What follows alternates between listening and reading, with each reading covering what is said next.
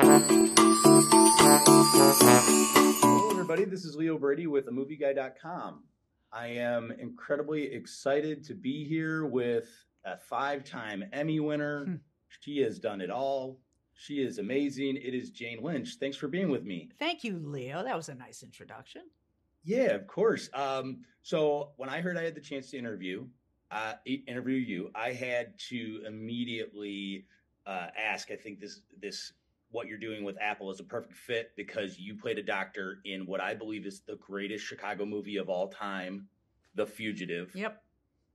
Where does that movie sit in your heart? And as a fellow Illinois native, that's a movie that's never lost love. The audience is still there. So how does that feel? Well, that is an instance of being really lucky, of being in a movie that stands the test of time. It's still so good. It's still great. And I had a small part, but it had a nice punch to it. And indeed, I played a doctor. And of course, this was way before iPhones, and it was way before the health app, and it was way before we had to start thinking about, what information we want to share online and how safe is it. Yeah. Well, and so for me, when I first, other than The Fugitive, the movies that I recognized you from, that I'm sure everybody recognizes you from, is Christopher Guest's movies. Right.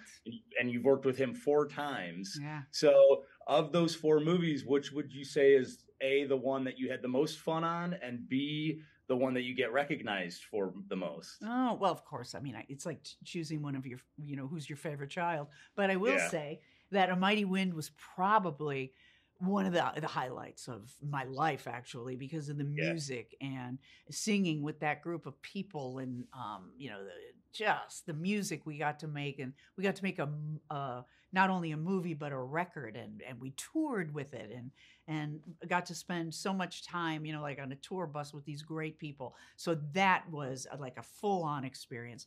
But I think most people talk to me about is Best in Show, probably, and that was my first one. And right. God, what another movie that stood the test of time, I think. And dog shows have never been the same since. I agree. Yeah, I mean, we kind of hit the nail on the head, didn't we? Yeah, you did. Yeah. So we've talked a little bit about this Apple spot that you're doing. What was it about this that sort of drew you to it? What was like, hey, this is exciting. I want to be a part of it. The commercial is very funny. It is good, isn't it? Everybody's in a medical waiting room, and ominous music, and my voiceover comes over, and I start telling everyone in that room that I know about your embarrassing, shameful malady. I know about your hemorrhoid. I know about your diarrhea. I know about your ringworm. And they're all shocked. And it, basically I say, it's because you're putting all this information out there. You're giving it to me and you don't even know it. So I think the broader issue is about how we really need to think twice about what we share online. And if you want your medical information, which is very important to keep private, I think everybody would believe that if you have an Apple device, you have the Health app. And the Health app is secure. And it has always been secure. It always will be secure. And you can have peace of mind that if you are getting your, the health info that's already on there, and if you're having your doctors, communicate through it and give you your lab results and everything through that app, which is also something you can do, it's 100% protected and always will be. Yeah. Well, and two, when you're doing something like this, you're using your voice. You've done Wreck-It Ralph before. You've done plenty of voiceover things in the past.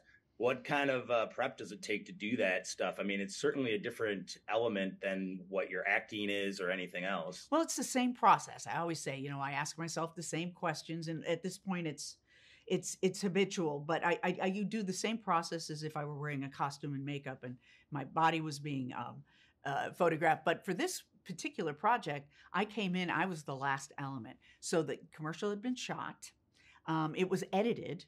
And the music was already in. So the spot had already, it had been created. So what was imagined already existed. And the last thing to be put on was the voiceover. So it was pretty clear to me, the tone that it wanted to strike, and what the irony was and where the comedy was. It starts out very kind of eerie and mysterious and a little scary. And so I started it very straight. You know, the man with the troublesome hemorrhoid enters the room, and then she gets more and more. Ha ha ha! You have ringworm. You have diarrhea. That, you know, that's it was kind of baked into it by the time I got to it.